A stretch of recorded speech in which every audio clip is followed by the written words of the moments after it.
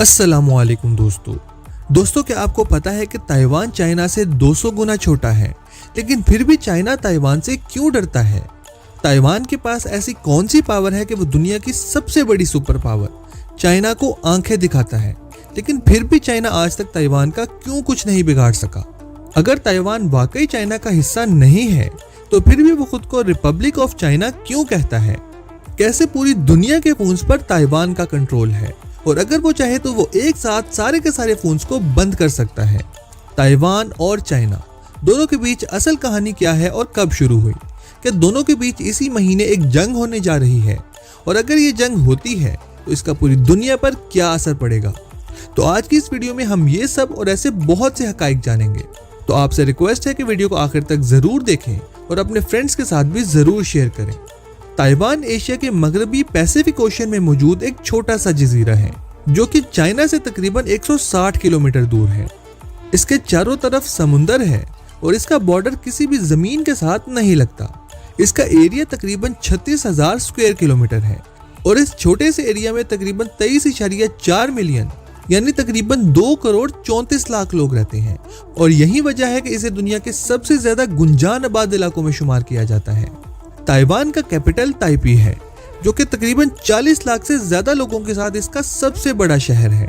इस जजीरे के मैदानी इलाके इसकी मगरबी साइड पर हैं, जहां इसकी ज्यादातर आबादी रहती है, जबकि इसकी मशरकी और जुनूबी साइड पर बड़े बड़े पहाड़ हैं और यहाँ का सबसे बड़ा पहाड़ यूशन है।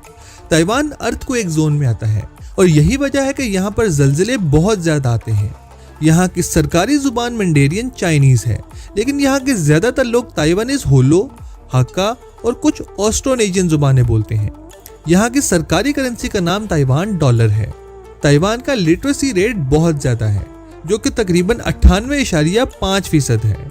यहाँ लोगों की एवरेज लाइफ एक्सपेक्टेंसी तकरीबन 81 साल है, जबकि लोगों की एवरेज उम्र तकरीबन 44 साल के आसपास होती है। ताइवान की इकोनॉमी एशिया में काफी स्ट्रॉन्ग मानी जाती है।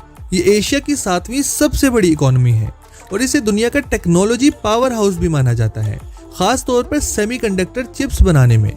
सेमीकंडक्टर चिप्स की दुनिया का तकरीबन 50% से ज्यादा हिस्सा ताइवान अकेला बनाता है, यानी दुनिया की आधे से ज्यादा इलेक्ट्रॉनिक चिप्स का कंट्रोल ताइवान के पास है। ताइवान का कल्चर जापानीज, चाइनीज और उसकी लोकल ट्रेडिशंस का मिक्स है। ताइवान का फूड भी बहुत फेमस है। यहाँ के लोग bubble tea, stinky tofu, sausages और नूडल सूप्स के दीवाने पाए जाते हैं। ताइवान की कुदरती खूबसूरती भी किसी से कम नहीं है। ये अपने आलीशान पहाड़ों, चाय के बागात और बादलों से भरे समुंदर के लिए जाना जाता है।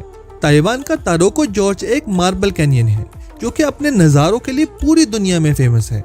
ताइवान की नाइट लाइफ और अर्बन लाइफ दोनों बहुत मॉडर्न है। ताइपी 101 एक बहुत ही फेमस बिल्डिंग है जो कि 2004 से लेकर 2010 तक दुनिया की सबसे ऊंची बिल्डिंग होती थी और आज भी हर साल न्यू ईयर पर इस बिल्डिंग पर जबरदस्त फायरवर्क्स होते हैं। ताइवान हर तरह से एक मुकम्मल मुल्क है, लेकिन चाइना इसे तस्लीम नहीं करता। वो इसे अपना हिस्सा समझता है और उसका मानना है कि ये एक नाजायज मुल्क है जो कि असल में चाइना का हिस्सा है। दोनों मुल्कों में इस सब को लेकर काफी टेंशन है और आए दिन दोनों के बीच जंगी माहौल बना होता है। इस सब की शुरुआत हुई 1949 में जब चाइना पर कम्युनिस्ट की हुकूमत आ गई।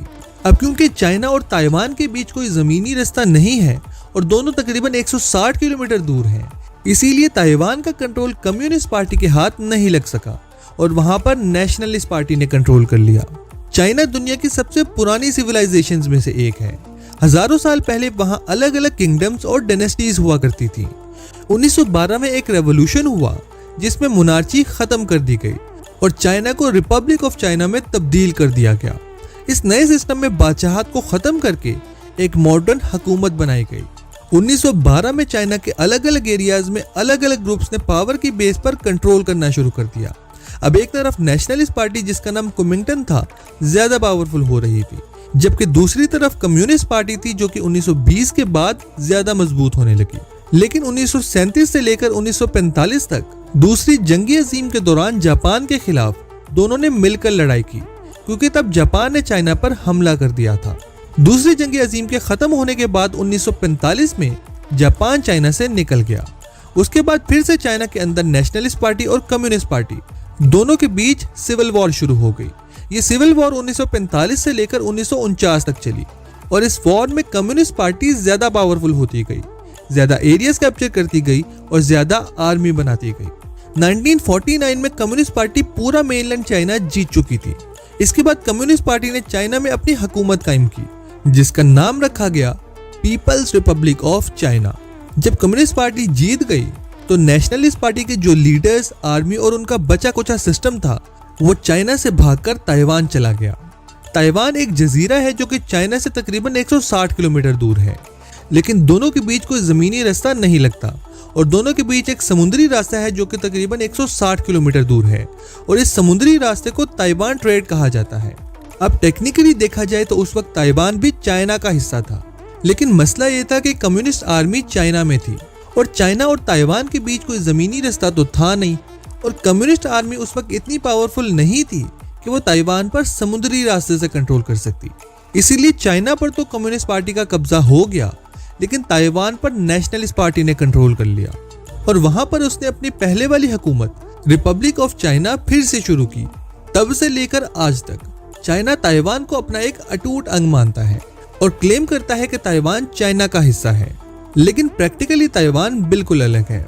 वहां अपनी अलग हुकूमत है, अपना सदर है, अपनी करेंसी, अपनी आर्मी, अपना पासपोर्ट, अपना ट्रेड सिस्टम और सब कुछ ही अपना अलग है। लेकिन इस सब के बावजूद भी ताइवान ने आज तक अपने आप को कभी भी अलग डिक्लेयर नहीं किया, क्योंकि अगर ताइवान ऐसा करता है तो चाइना उस पर हमला कर देगा। इसीलिए ताइवान ने बीच का रास्ता निकाल रखा है, ना खुद को चाइना का हिस्सा बोलता है, ना ही खुद को अलग डिक्लेयर करता है। आज के टाइम में पूरी दुनिया में सिर्फ 13 मुल्क ऐसे हैं जो कि ताइवान को एक अलग मुल्क मानते हैं, जबकि अमेरिका, यूके और जापान जैसे बड़े बड़े मुल्क ताइवान को ऑफिशियली रिकॉग्नाइज नहीं करते। ये सारे के सारे मुल्क वन चाइना पॉलिसी को फॉलो करते हैं, जिसका मतलब है कि चाइना सिर्फ एक है और ताइवान चाइना का हिस्सा है।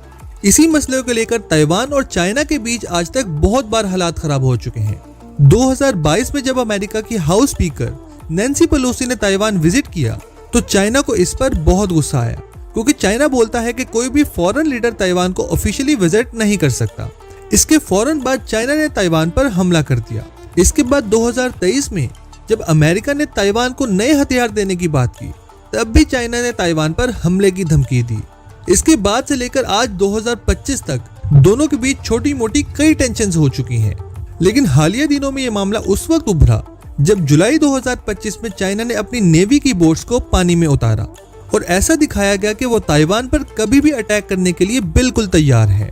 इसके जवाब में ताइवान ने भी अपनी आज तक की सबसे बड़ी फौजी ड्रिल शुरू की।